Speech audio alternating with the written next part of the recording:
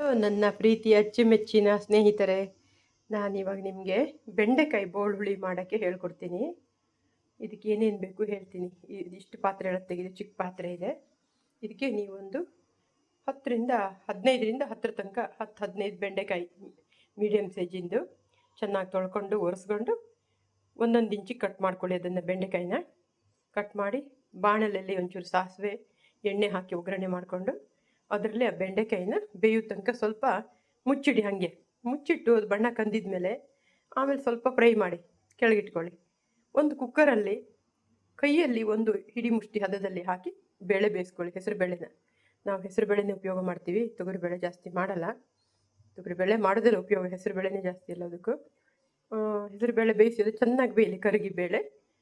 ಕರಗಿ ಆದಮೇಲೆ ಅದನ್ನು ತೆಗೆದಿಟ್ಕೊಳ್ಳಿ.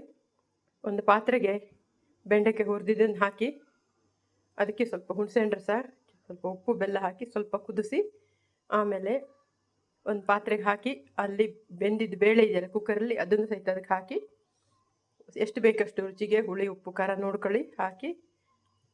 ನಾನು ಇದಕ್ಕೆ ಖಾರ ಅಂದರೆ ಸ್ವಲ್ಪ ಪೆಪ್ಪರ್ ಪೌಡ್ರು, ಆಮೇಲೆ ಅಂದರೆ ಕಾಳು ಮೆಣಸಿನ ಪುಡಿ, ಸ್ವಲ್ಪ ಜೀರಿಗೆ ಮೆಣಸಿನ್ಕಾಯಿ ಪುಡಿ ಹಾಕಿದೆ, ಬೇರೆ ಏನು ಹಾಕಲ್ಲ, ರುಚಿಯಾಗಿದೆ. ಆಮೇಲೆ ಸ್ವಲ್ಪ ಬೆಲ್ಲ ಹಾಕಿದೆ ನೋಡ್ಕೊಂಡು ಟೇಸ್ಟಿಗೆ. ಎಲ್ಲ ಹಾಕಿ ಮಾಡಿದೆ. ಒಗ್ಗರಣೆ ಮೊದಲೇ ಹಾಕಿದ್ದೆ, ಸಾಸಿವೆ ಮತ್ತು ಇದದ್ದು ಇಂಗು ಮತ್ತು ಎಣ್ಣೆದು.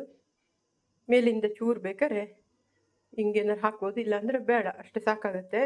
ತುಂಬ ಚೆನ್ನಾಗಾಗುತ್ತೆ ನೋಡಿ, ಟೇಸ್ಟಿಯಾದ ಬೆಂಡೆಕಾಯಿ ಬೋಳುಹುಳಿ. ಇದು ಜಾಸ್ತಿ ಮೂಡುಬಿದ್ರೆ ಸೈಡು, ಮಂಗಳೂರು ಆ ಕಡೆ ಎಲ್ಲ ಭಾಳ ಮಾಡ್ತಾರೆ ಬೋಳುಹುಳಿ ಅಂತ. ಬೆಂಡೆಕಾಯಿದು, ಆಮೇಲೆ ಬದನೆಕಾಯಿದು, ಮಗೆ ಸೌತೆಕಾಯಿದು, ನೀರು ಸೌತೆಕಾಯಿ, ಇದು ಮುಳ್ಳು ಸೌತೆಕಾಯಿದು, ಹೀಗೆ ಅನೇಕ ಬಗೆದು ಮಾಡ್ತಾರೆ. ಇದರಲ್ಲಿ ಬೆಂಡೆಕಾಯಿ ಮತ್ತು ಬದನೆಕಾಯಿ ಭಾಳ ಟೇಸ್ಟಿಯಾಗಿ ಚೆನ್ನಾಗಾಗುತ್ತೆ. ಬೀನ್ಸಿಂದು ಮಾಡ್ತಾರೆ, ಚೌಳಿಕಾಯಿ ಮಾಡ್ತಾರೆ, ಸುಮಾರು ನಮೂನೆ ಮಾಡ್ತಾರೆ. ಇದನ್ನು ತುಂಬ ಟೇಸ್ಟಿಯಾಗುತ್ತೆ. ನೀವು ಕೂಡ ಮಾಡಿ. ಯಾರು ಇನ್ನು ಗೊತ್ತಿರಲ್ವ ಅವರು ನನ್ನ ಕೇಳಿ, ಮೆಸೇಜಲ್ಲಿ ಹೇಳ್ಕೊಡ್ತೀನಿ. ಮಾಡಿ ತಿನ್ನಿ, ಬೇಗನೆ ಆಗುತ್ತೆ. ಮತ್ತು ಮಸಾಲ ಹುರಿದು ರುಬ್ಬೋದು ಕೆಲಸ ಇಲ್ಲ, ತೆಂಗಿನಕಾಯಿ ಹಾಕೋ ಕೆಲಸ ಇಲ್ಲ.